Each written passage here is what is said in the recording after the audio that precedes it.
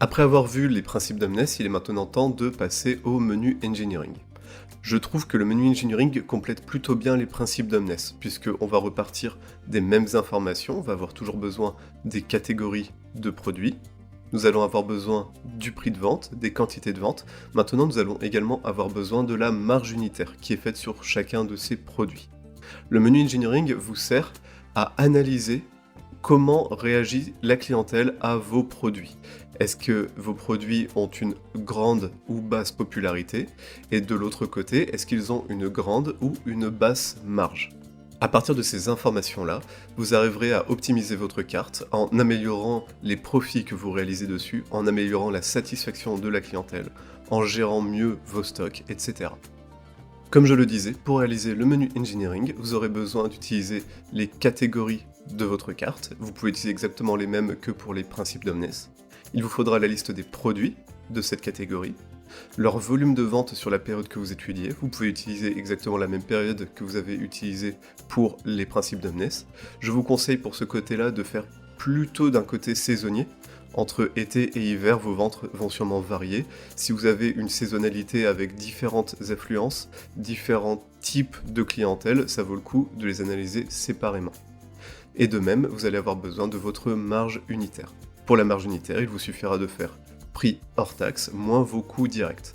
De manière générale, dans la restauration, pour les coûts directs, on va utiliser uniquement les coûts matières, donc toutes les matières premières que vous allez utiliser.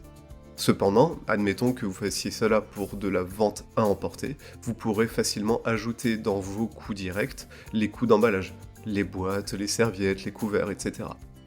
À partir de là, nous allons calculer la popularité moyenne de la catégorie, donc le nombre de ventes moyen en fonction de tous les articles qui sont vendus. Et de même, nous allons calculer la marge unitaire moyenne. Une fois que nous aurons ces deux informations, nous allons placer les produits en fonction est-ce qu'ils sont dans une popularité qui est haute par rapport à la moyenne ou une popularité basse. Et de même, est-ce qu'ils sont dans une marge unitaire qui est haute par rapport à la moyenne ou est-ce qu'ils sont dans une marge unitaire basse.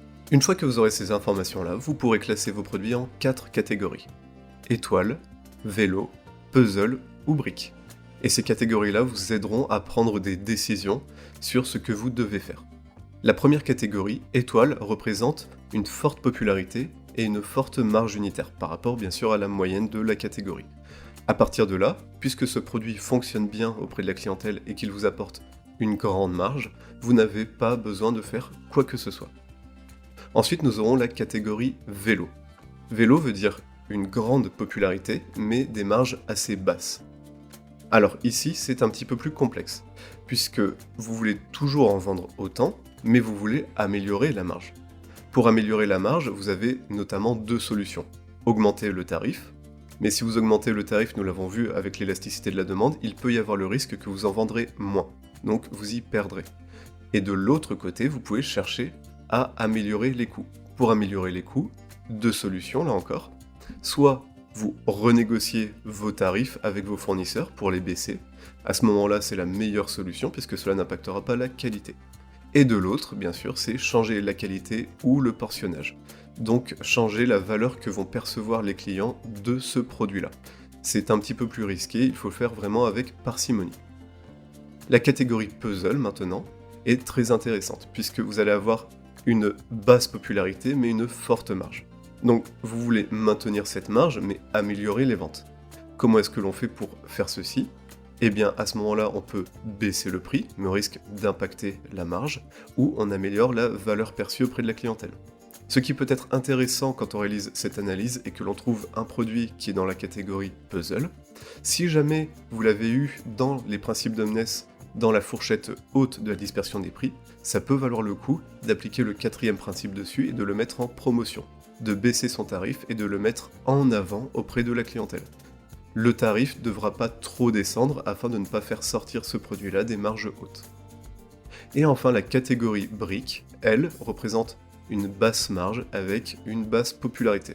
Ce qui veut dire que ce produit n'intéresse pas vraiment la clientèle et que vous gagnez relativement peu de marge comparé aux autres produits de cette catégorie. Ce qu'il faut savoir avec le menu engineering, c'est que comme il s'agit d'un jeu de marge, vous ne pourrez jamais avoir tous vos produits en étoile. Cela ne fonctionne pas comme ça. vous aurez toujours vos produits au moins dans 2 catégories, voire 3 ou 4. Donc, nécessairement, il est possible que vous ayez des produits en briques. Ce qu'il faut se demander avec un produit en brique, c'est est-ce que vous utilisez une matière première uniquement que pour ce produit-là.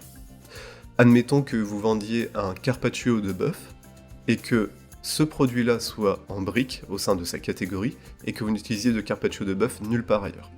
À ce moment-là, il pourrait être une bonne idée de juste retirer cet élément-là de la carte. Puisque vous en vendez peu, vous gagnez peu d'argent dessus et vous n'utilisez ce produit qu'à un seul endroit. Ce qui représente un risque au niveau de votre gestion des stocks, un risque de perte, et également un stock qui va assez peu tourner. C'est ici où on peut retirer le produit de la catégorie brique. Pour les autres, on peut essayer d'améliorer la marge et pousser un petit peu plus les ventes. Je vous mets à l'écran un résumé de tout ce que nous venons d'aborder. Donc, le tableau avec l'échelle des différentes ventes et marges, ainsi que ce que veulent dire les catégories. Mon nom est Florian Astier, j'accompagne les restaurateurs dans leur gestion quotidienne et dans le développement de leur entreprise. Je suis l'auteur de La gestion en restauration et du nouvellement paru Métier de bouche, la gestion des stocks de A à Z. J'espère que cette vidéo vous a plu, pensez à vous abonner, à mettre un j'aime et à la partager au plus grand nombre. Sur ce, je vous dis à bientôt, au revoir.